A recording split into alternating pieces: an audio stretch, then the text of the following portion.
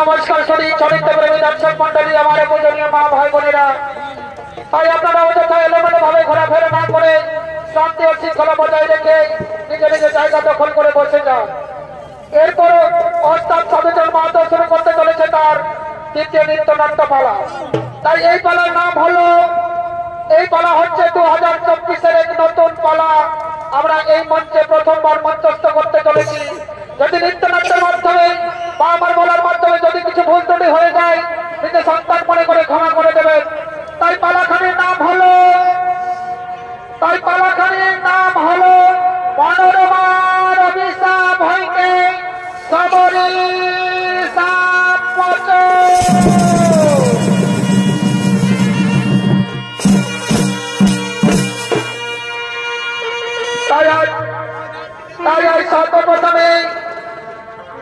সর্বপ্রথমে সেই মনোরমার স্বামী গন্ধর্বরাজ প্রমোদ তার নিজ বাসভবনে করিতেছেন আগমন।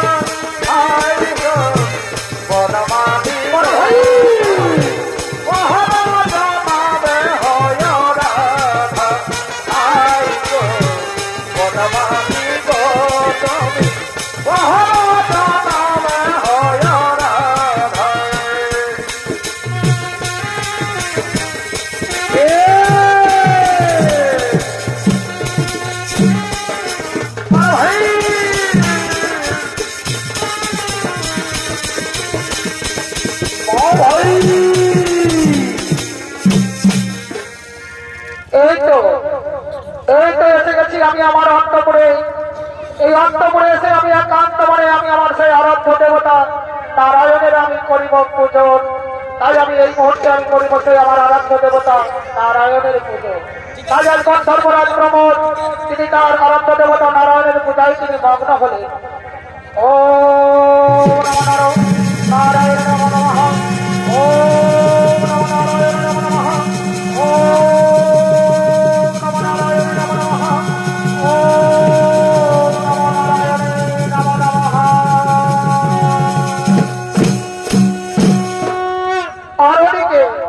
আরোহীকে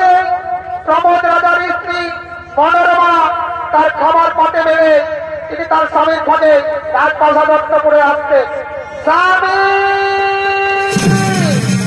স্বামী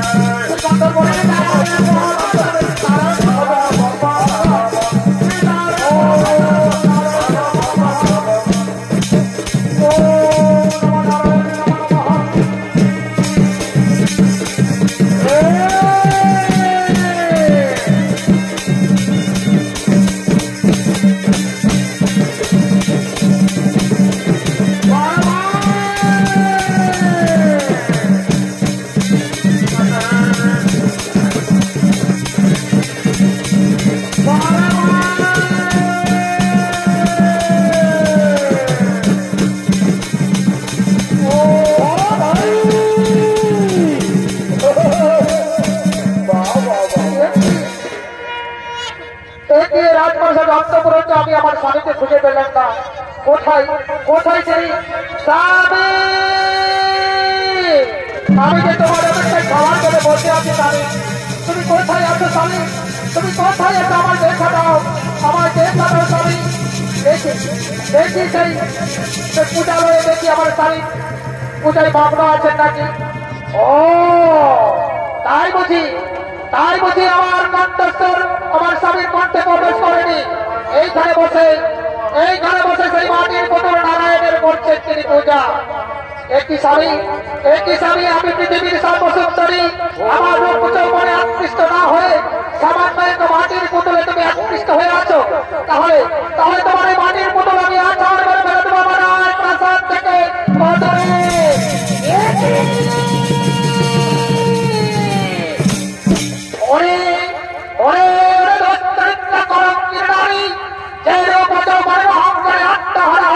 তুই আমার আরাধ্য দেবতা নারায়ণের করলে অপমান, তাই করে আমি অভিশাপ দিলাম যা এই মুহূর্তে বন্ধ হবে।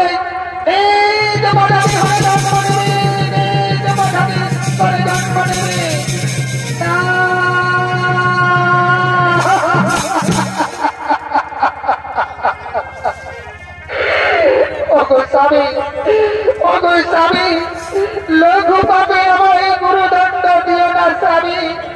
আপনার অভিশাপ আপনি ফিরিয়ে দিন, আপনার অভিশাপ আপনি ফিরিয়ে দিন।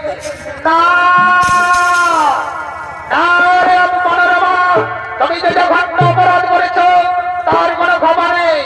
আর আমার মুখ নিশ্চিত বাণী তোর হতে বেরিয়ে দাও আমাদের মতো।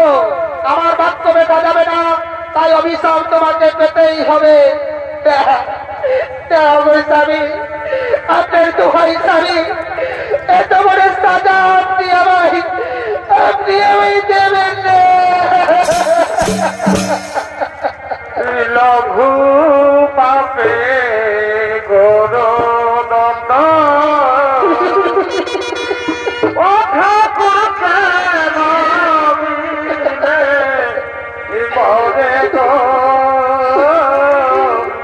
লঘু পাপে গরু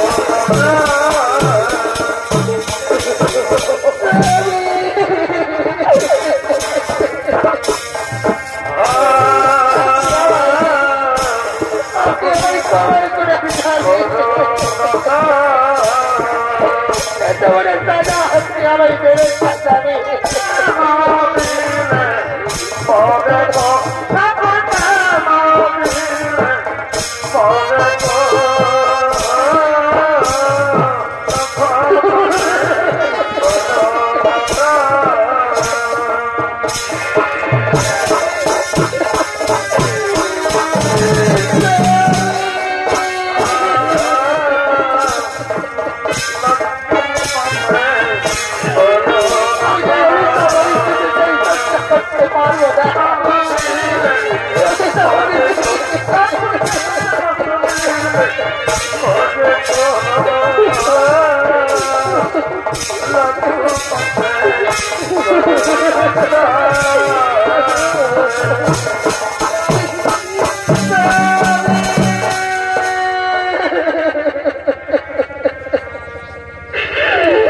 স্বামী আমি এই অভিশপ্ত কিছুতেই গ্রহণ করতে পারবো না স্বামী আপনি হয়তো আপনার অভিশাপ আপনি ফিরিয়ে দিন স্বামী আপনার অভিশাপ আপনি ফিরিয়ে দিন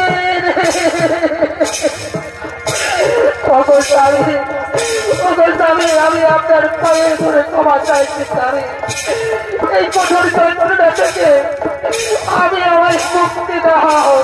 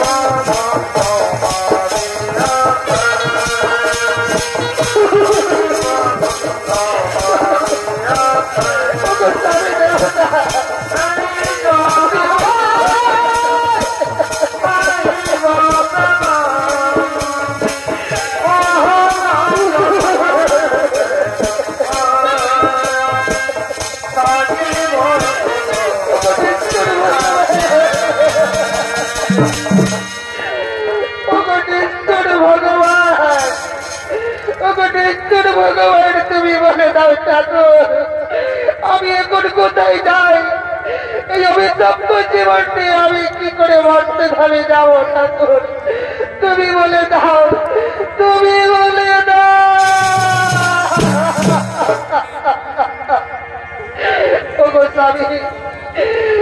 স্বামী আমি আপনার পায়ে ধরে ক্ষমা চাইছি স্বামী আপনার অভিশাপ আপনি ফিরিয়ে দিন স্বামী আপনার অভিশাপ আপনি ফিরিয়ে দিন হাতে ধরি পায়ে পহরিব ও স্বামী বিনয় করে স্বামী গয় আমার স্বামী স্বামী হাতে ধরি পায়ে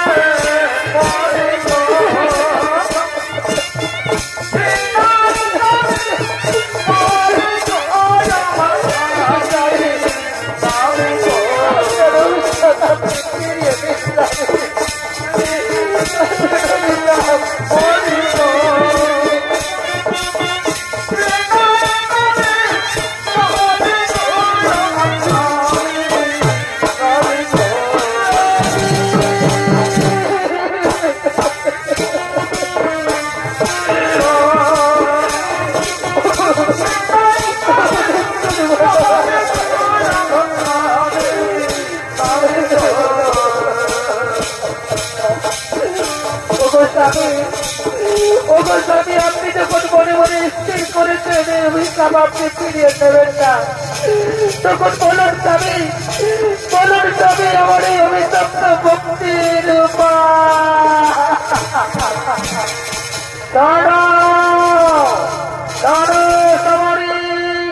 আমি অভিশাপ দিয়েছি ঠিক কিন্তু আমি তোমাকে মুক্তির উপায় বলে দিচ্ছি তুমি এই মুহূর্তে যারে তুমি করেছো অপমান, আমার সেই আরাধ্য দেবতা নারায়ণের তুমি করো স্মরণ।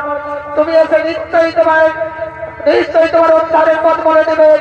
আমি এখন আসছি সাবরী, আমি এখন আসছি মনোরমা, আমি এখন আসছি।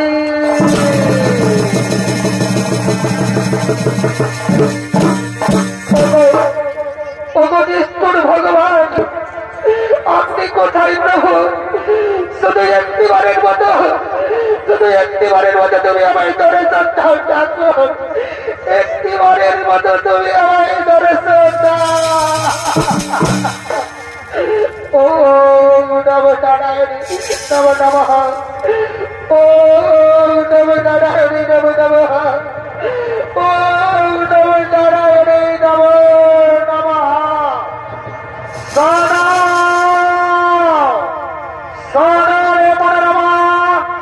তুমি যে জঘন্য অপরাধ করেছ, তাই এই জন্য আমার তোমার সঙ্গে দেখা হবে না। আমি যখন ত্রেতা যুগে রামচন্দ্র রূপে ধরাধামে অবতীর্ণ হইব, পঞ্চবটি বলে আমার সাক্ষাতে হবে তোমার মুক্তি। আমি তোমার মুক্তির পথ বলে দিলাম। এখন আমি আসি। ওগো প্রভু আপনি কোথায় প্রভু? আপনি কোথায় প্রভু? শুধু একটিবারের মতো তুমি আমায় দেখা দাও ঠাকুর।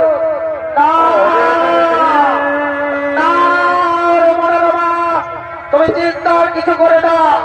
তুমি কি জানো না, পাশাংশি যে নারী তথা বিহায় নবানী গিন্নাতি নরপরাণী তথা শরীরাণী বিহায় চিন্তান্ন নারী সংজাতি নবানী দেহি। তাই তোমার এই শরীর অভিশপ্তের কারণে জীর্ণ হয়েছে। তাই তুমি এই শরীর ত্যাগ করে নতুন শরীর ধারণ করো। সেইখানেই হবে তোমার সঙ্গে আমার দর্শন। সেই পঞ্চবটি মনে হবে আমার সঙ্গে তোমার দর্শন। তাতেই হবে তোমার অভিশাপ মুক্তি, তাতেই হবে তোমার অভিশাপ মুক্তি। আরাধ্য দেবতা আপনি যখন আমায় দর্শন দেবেন না, তখন আমি যাই সেই মর্ত ধামে।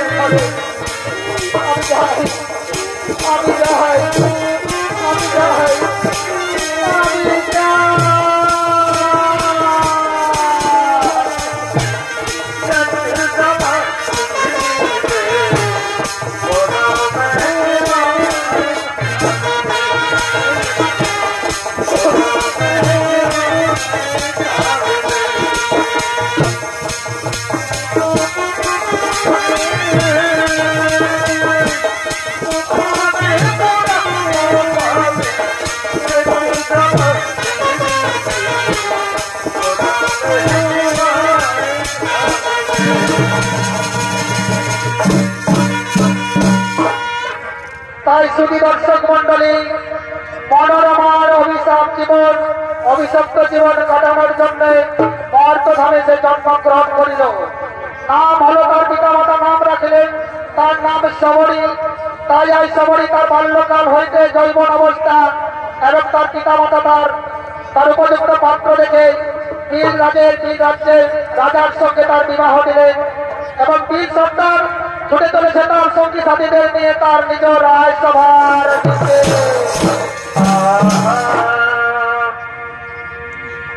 দিদি বল গো কেমনে যাব কোলে মোড়ার কলকে, দিদি বল গো কেমনে যাব কোলে মোড়ার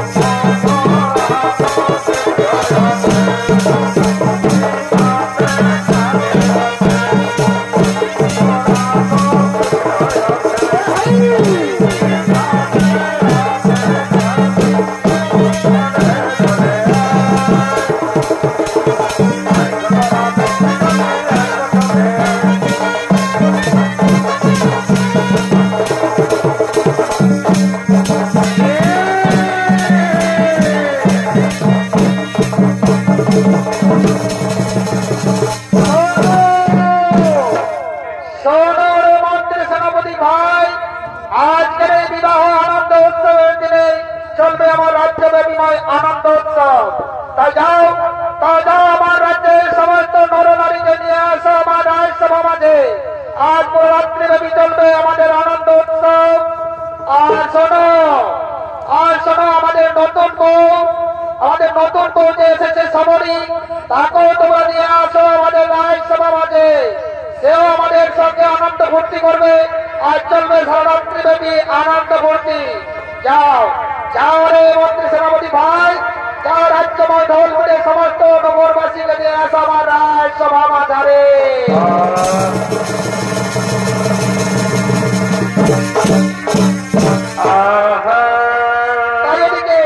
তাই এদিকে বীর রাজ্যের সমস্ত নগরবাসীগণ তারা ছুটে আসছেন এই বীর রাজ্যের রাজসভায় আনন্দ উৎসব পালন করার জন্য।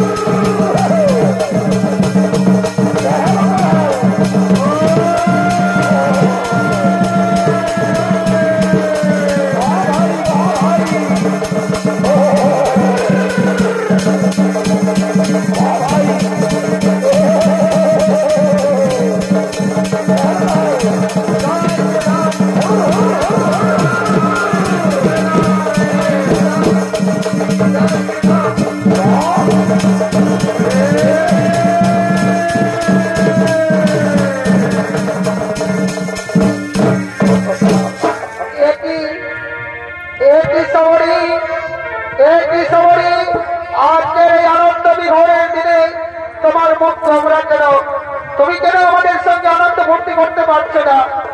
না না গো স্বামী, আমি কোনো মতেই আপনাদের এই আনন্দ ভর্তিতে আমি অর্থ হতে পারবো না। আমি যে প্রভু আমার শ্রী রামচন্দ্রের শরণাগত ছাড়া আমি আর অন্য কিছু আনন্দ ভর্তি করতে পারবো না। কি আমি তোমার স্বামী সরেশ্বরী, আমি তোমাকে 7 মাসে বিবাহ করেছি, তোকে বাল্যদান দিয়ে তোমার মাথাতে সিঁদুর পরিয়ে আমি তোমাকে পঞ্চভদ্রের কাছে বিবাহ করে নিয়েছি।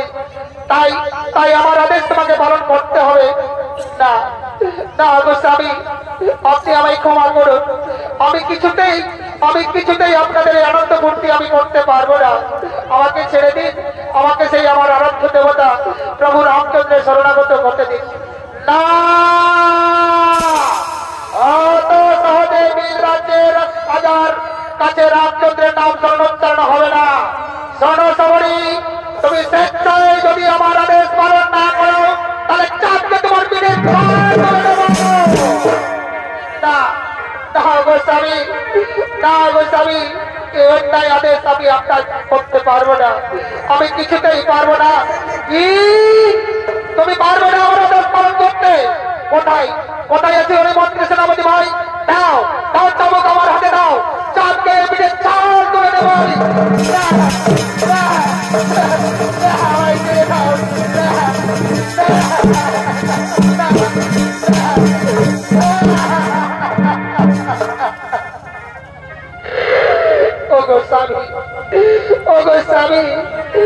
আপনি আমায় মারতে মারতে মেরে ফেললো, আমি কিছুতেই আপনার এই অন্যায় আদেশ আমি কিছুতেই পালন করতে পারবো না। কি তাহলে সরস্বতী, তুমি যদি আমার আদেশ পালন না করো এই মধ্যে চারটে মিনিট তোমার চাল তুলে দেবো।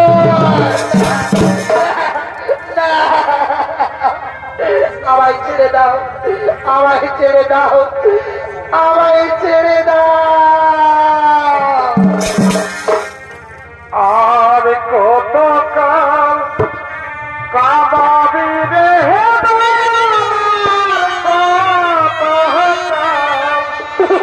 কাবাবি রে